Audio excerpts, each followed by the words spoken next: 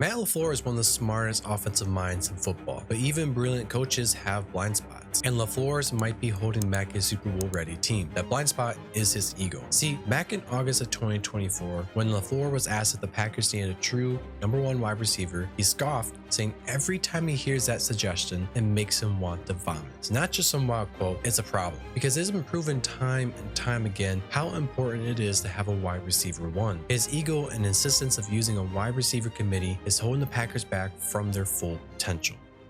LaFleur's wide receiver by committee approach can work, especially when you're that level of a play caller. And to be clear, my argument isn't that it never works or it can't have success. The problem is believing you can ignore certain truths and still go deep in the playoffs every single year, beating elite defenses. And what makes it so frustrating is that we've already seen what this offense looks like when it does lean on its best receivers. We've seen flashes where the Packers stop pretending everyone is an interchangeable option, and suddenly the offense looks unstoppable. The problem is they never commit to it, and that's why this isn't a scheme issue, it's a ego issue. Right now, Jordan Love is in the MVP conversation. Imagine how that looks like if LaFleur actually treated wide receiver ones like wide receiver ones. We don't have to guess what that does to a quarterback. We've already seen it across the league. The Bills had solid options to throw to in Josh Allen's first 2 years in the league, but not that true #1 wide receiver that could be a threat at all levels of the field. That's when they went out and traded for Stephon Diggs. The result was creating a top 5 quarterback out of Josh Allen and having a real Super Bowl contender of a team for quite a few years. We saw a similar thing with the Eagles offense before they had AJ Brown. They were great in EPA for running the ball in 2021, but passing they were about average. Now they did have Devonta Smith, and that's why things weren't even worse, but when they traded for AJ Brown,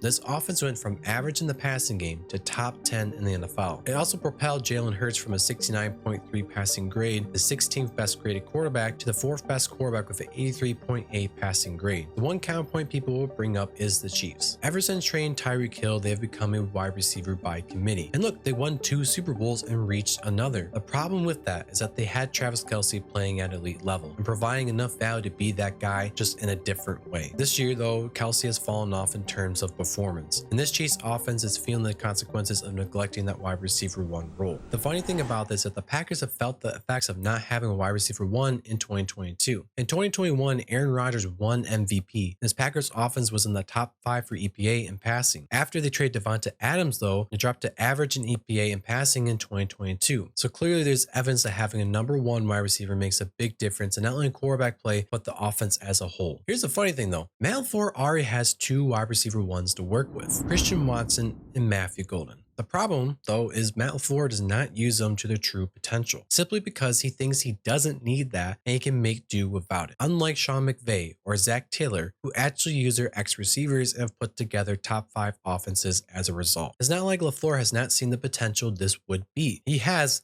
just in limited fashion, use them the way you should with 2 ex-receivers. And this is what it looks like when he has. This is pretty much the exact look you want to be giving defenses with these 2 guys. Watson up top and Golden on the other side. This will spread defenses thin, as you have to respect Watson with his deep threat ability, and then you have Matthew Golden's electric speed and acceleration. If you let him go deep, he will burn you also. You can see just how much of a threat defenses see him to be on the next play. LaFleur will have Golden and Watson lined close together. The coverage is cover 4 or quarters, because both guys deep threat ability. The Steelers defenders are scared enough that they give such a large cushion on the play. This opens up the underneath routes for Tucker Kraft to have a lot of success with his yak ability. Even here as well, you have Watson out wide and Golden in the slot. The defense is single high coverage, and what this does is force the safeties into a difficult situation. Bite down and cover this dig by Golden or Watson's post route. Either way, you have a chunk play, as long as Love delivers his ball to them. And here Jordan Love squeezes in a underthrown ball to Watson. Its safety bites down to help Ramsey. Another play where both guys are on one side to stress the defense, Watson will be sent in motion. Love is going to throw to Kraft here,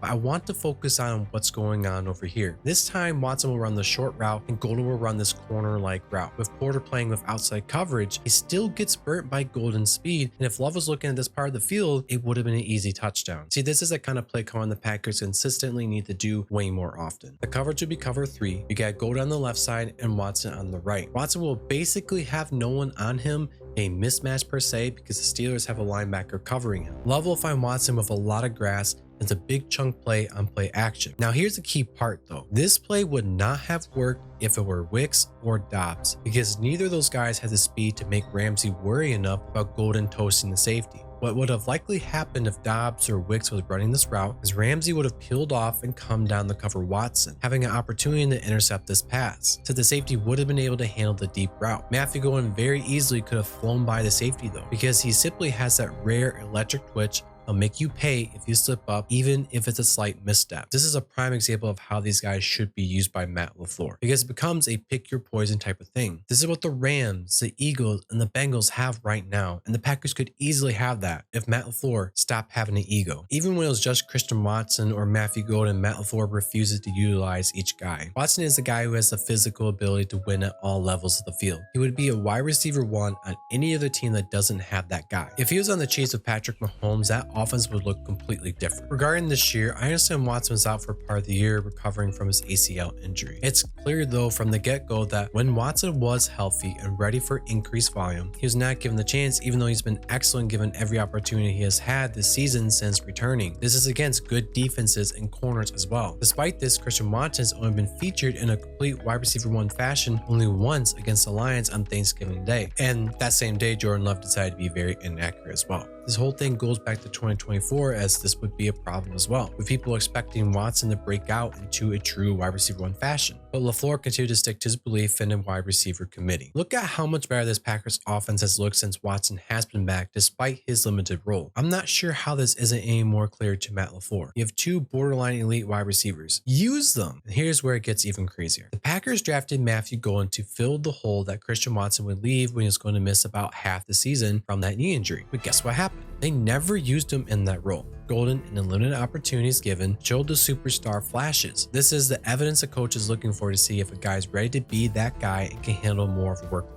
Matthew Golden shined and looked like the real deal when given the opportunity, but Golden never got more opportunities as a result. Instead, he was given fewer opportunities. This was all before he got hurt, by the way. I struggle to really put into words, describe what Matt LaFleur would be thinking, what the reason would be of why he has such a refusal to have a wide receiver 1 and instead use a committee. There's simply not an X's and O's answer. There's not an answer in the data. There's not even a valid explanation by Matt LaFleur himself. It's simply his ego. This offense would look like the best in the NFL if Matt LaFleur used Christian Watson and Matthew Golden as dual wide receiver 1s. It would look like the Los Angeles Rams, but with actually good offensive line. Just think about how lethal that offense would be. They have 2 wide receiver 1s right now, and both are used effectively and interchangeably. Defenses simply can't cover both of them. Or look at the Bengals when Joe Burrow has been healthy. They're basically an unstoppable offense with Chase and Higgins. This is what the Packers offense would look like if Matt LaFleur got out of his own ego and didn't cap Watson or gave Matthew Golden the opportunities he deserved. But what about MVP? Who deserves to get the MVP award this 2025 year? I do a thorough breakdown that you'll never hear from First Take. Check out that video here or check out any of these videos there.